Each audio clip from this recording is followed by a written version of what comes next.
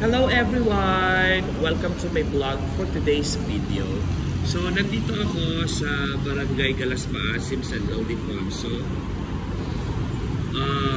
Nandito ako sa Medicus kasi maaga ako nagpunta dito. Magpapakuha ako, magpapalaboratory. So, nakita ko dito isang bata at isang mag-ina. May sugat yung bata dito sa kanyang hita. Paano yung sugat niya, ate? Nasuot na? Napaso. Okay. Ilang taon na itong anak mo, ate?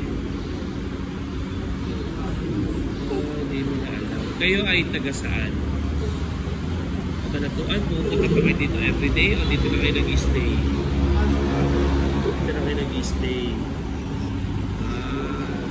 So, laging ganito yung anak mo, ganyan. Ilang taon nyo na ginagawa yung ganitong ginagawa nyo na mihingi? Matagal na?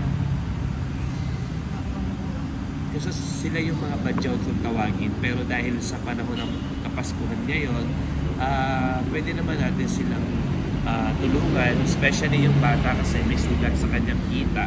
So habang naghihintay ako ng aking oras para kuha na ng dugo sa aking laboratory test, nakita ko yung mag-ina na to. At gusto ko silang i-vlog kasi baka pumunta kayo dito sa may Bandang Shell, sa may Galas Maasim. Alam ko San Rafael pa to eh. Pwede nyo silang makita dito at pwede nyo tulungan yung bata. Hello! Kamusta? Pero bata pa siya, hindi pa siya marunong salita. Pero may sugat po siya dito sa hita niya. Tayo mo nga siya ate para makita. Tayo mo yung bata. Tayo mo siya para makita yung sugat. Ayan. So ate, paggamot mo yung bata, ginagamot mo ba yan? Ito na. Oo, gamutin mo siya. Tapos eto ate ha, tulong ko sa inyo yan dahil panahon ng Pasko ngayon.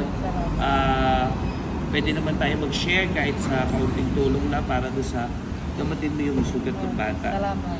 Okay? So Salamat. Tapos kumain din kayo ngayon. Kumain na ba kayo? Kumain na kayo? O yan, pwede kayong kumain mamaya pagkatapos ng ating vlog ngayon dito. So everyone, dahil panahon at malapit ng sumapit ang Pasko, pwede tayong mag-share sa mga kagaya nila. Ate, ano pangalan mo ate? Sally? Salma. Salma. Ayan, sa kagaya ni Salma, yung pangalan anak mo? Joslan. Si Joshua? Si Joslan. Joslan, ayan. So pwede tayong mag-share sa mga ganitong uri ng mga kapwa natin na pwedeng tulungan sila dahil alam naman natin na sila ay ganito yung trabaho nila. Pero sa pamamagitan ng maikling tulong o maliit na tulong, mapapasaya natin sila. Tama ba ate? So maghapon pa kayo dito? Maghapon kayo dito?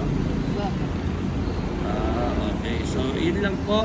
Kasi ngahimi bata. Sa aking vlog ngayon, for today's vlog, natulungan natin sila ate dito at nabigyan natin ng pangkain nilang maghapon dahil maghapon para sila dito. So everyone, ngayong palapit ng Pasko, mag-share tayo sa ating mga kapwa, mag-share tayo sa mga kagaya nila ate para mas masarap sa pakiramdam. Magsapit ng Pasko, ito yung tunay na pagbibigayan.